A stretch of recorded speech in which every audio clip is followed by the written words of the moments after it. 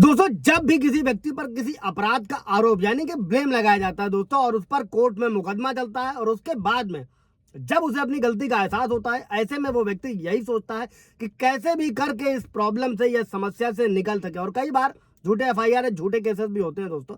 और आज इस वीडियो में हम लोग ये समझने वाले हैं कि किसी भी कानूनी विवाद या केस में सुलह करके उससे कैसे निकल सकते हैं। दो पक्षों के बीच में आपसी समझौता कब और कैसे होता है, समझौता किन अपराधों में किया जा सकता है, कोर्ट में कैसे समझौता करना है, थाने में कैसे समझौता करके केस को खत्म कर देना है। दोस्तों, जय नमस्कार, मैं एडवोकेट आशीष मिश्रा। लाइक कर दीजिएगा, शेयर कर दीजिएगा, सब्सक्राइब कर दीजिएगा ताकि इंफॉर्मेशन और लोगों को मिल सके। दोस्तों, जब भी किन्हीं दो पक्षों के बीच में किसी बात को लेकर कानूनी रूप से विवाद चल रहा होता है दोस्तों, तो उस विवाद को या उस केस को समझौता करके यानी पीड़ित व आरोपी पक्ष दोनों आपस में सुलह करके आपसी समझौते से खत्म कर सकते हैं। दोस्तों, इसमें एक चीज और नोट रखिएगा, अगर पति पत्नी में किसी भी तरीके का डिस्प्यूट चल रहा है और पत्नी ने झूठे आरोप लगा दिए, झूठी एफआईआर 498 है मान लीजिए दर्ज करा दी है, तो उसे सुलह से खत्म नहीं किया जा सकता। उसके लिए आपको पुरानी धारा सीआरपीसी जो 482 थी, अभी भारतीय नागरिक सुरक्षा संहिता जो नए कानून है उसकी धारा 528 के तहत उसे क्वैश यानी कि रद्द ही कराया जा सकता है।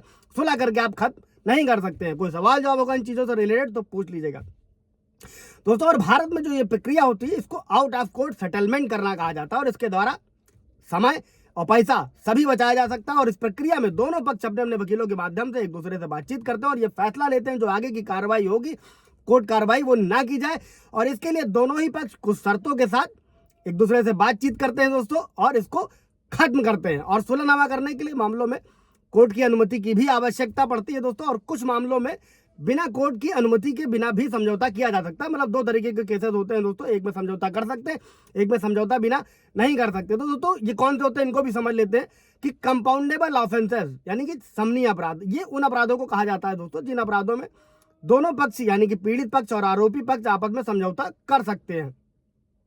पहले आईपीसी में भी इसी तरीके का प्रावधान था दोस्तों, अभी बीएनएस में भी अलग अलग धाराओं के तहत बहुत सी धाराएं बनाई गई हैं। इनमें अब कुछ अपराध ऐसे होते हैं जिनमें दोनों पक्ष समझौता कर सकते हैं, और ऐसे मामले जो ज्यादा गंभीर नहीं होते हैं, छोटे गंभीर कम प्रकृति के होते हैं और उन्हीं में कंप्रोमाइज किया जा सकता है। फॉर एग्जाम्पल, दो पक्षों में मारपीट हो जाए, चोरी के छोटे मोटे मामले, प्रॉपर्टी को नुकसान पहुंचाने वाले छोटे मोटे मामूली अपराध, मानहानि के कुछ मामलों में दोस्तों, धोखाधड़ी से कुछ छोटे मामले दोस्तों, और इन सभी में किया जा सकता है। लेकिन अभी क्या, नॉन कंपाउंडेबल मतलब गैर समनीय अपराध जिन्हें पीड़ित और आरोपी के बीच समझौता नहीं किया जा सकता और समझौते की अनुमति कोर्ट से भी नहीं मिलती है। ऐसे मामलों में आरोपी पर कोर्ट द्वारा आपराधिक कार्रवाई की जाती है और दोषी पाए जाने पर सजा भी दी जाती है। इसी के लिए आप सिर्फ और सिर्फ भारतीय नागरिक सुरक्षा संहिता की धारा 528 के तहत जाकर उसे क्वैश करा सकते हैं अगर किसी भी तरीके की झूठी एफआईआर, झूठा मुकदमा कराया गया है किसी भी तरीके का। फॉर एग्जाम्पल, किसमें नहीं कर सकते, हत्या है, बलात्कार है, फिरौती, अपहरण है, दहेज हत्या है, पॉक्सो एक्ट है, ये सभी अपराध, ये कुछ एग्जाम्पल हैं जिनमें समझौता